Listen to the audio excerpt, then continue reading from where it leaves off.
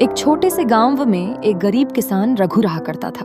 दिन भर खेत में मेहनत करता, पर फसल ठीक से नहीं होती। एक दिन हल चलाते हुए उसे जमीन में कुछ चमकता दिखा। सुनहरी माटी। उसने मुट्ठी भर माटी उठाई, हल्की, चमकीली और बिल्कुल सोने जैसी। अगले दिन जिस खेत में उसने वह माटी डाली, वहां फसल हरी भरी उगाई। अब वो रोज थोड़ी थोड़ी सुनहरी माटी निकालता और खेत में डालता। कुछ ही हफ्तों में उसका खेत पूरे गांव में सबसे हरा हो गया। गांव वाले हैरान थे, रघु के खेत में ऐसा क्या है?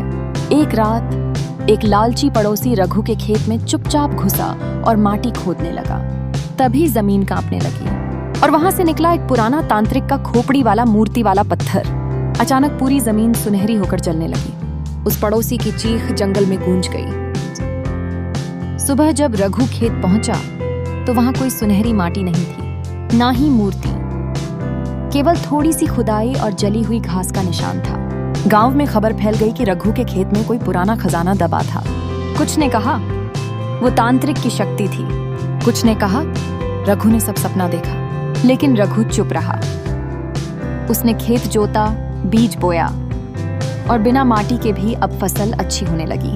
उसने देखा असली ताकत तो उसके विश्वास, मेहनत और धैर्य में थी। सुनहरी माटी हो या न हो, अगर मन में उम्मीद हो तो जमीन भी सोना उगाती है।